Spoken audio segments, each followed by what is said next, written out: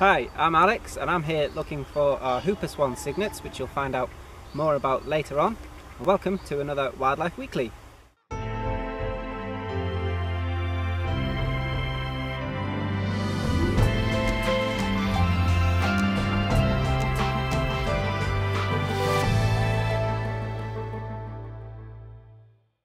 This week we've been particularly excited at Martin Mere. In the duckery we've had some really great new hatchings. These are our Baikal Teal ducklings and they're a great success story. We've not hatched any here at Martin Mere since 1988, so that means all of us wardens here, none of us have been here for that long, and so it's the first time that we've actually been able to raise this species. This species are doing quite well in the wild. They come from Siberia and they'll overwinter in places like China, and they have numbers upwards of 1 million birds in the wild, but as I say, it's a particularly great success here at Martin Mere. If you get to see the ducklings really close up, you'll see that they have a little white spot just behind the bill, and that actually stays with them throughout their lives. So that's a really good way to identify that these are Baikal Teal ducklings. You can just look out for that little white spot.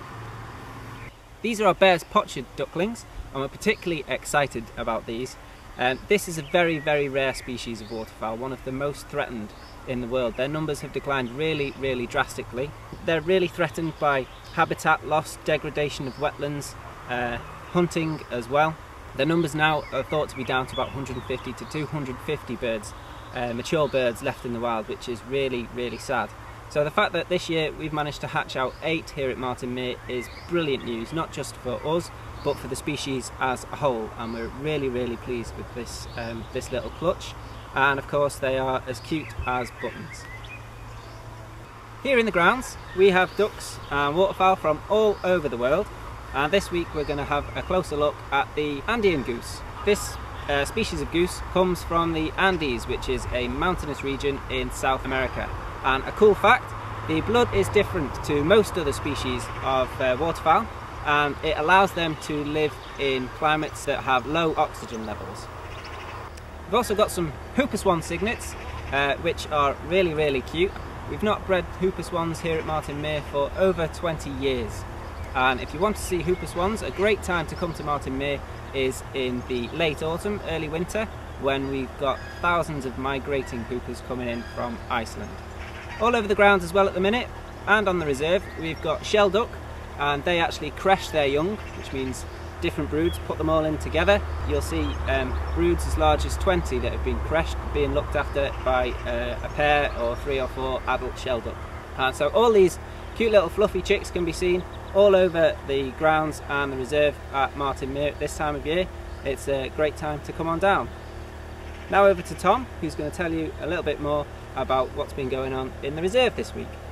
So on the reserve this week we've had a bit of a special survey. We've gone out and looked especially for spotted crakes.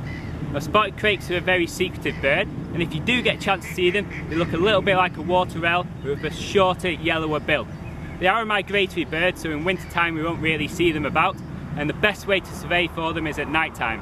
And what the wardens do is we'll go out about half an hour after sunset and go out onto the reed bed and have a listen, and we'll hear a characteristic whipping call, a little bit like this. And we were lucky enough to find 2 singing males on the reed bed last Thursday, and hopefully they've been breeding with us, and it'll be one of the only records in Lancashire, so we're really happy about having them on site. So the forecast for the next week is very overcast days and a few days of heavy rainfall. Now this unfortunately does mean the last days for the wardens to get their warden tan, which is due to the t-shirts, but it could cause an influx of different birds, especially non-breeding birds which have moved off the breeding grounds, come back over here, influx of lapwing starlings, maybe some black-tailed godwits, and possibly some early arrival of wildfowl. If you enjoyed this episode of Wildlife Weekly, don't forget to share us with your friends and followers on Facebook and Twitter, and also subscribe to our YouTube channel. And for any more information, please visit our webpage.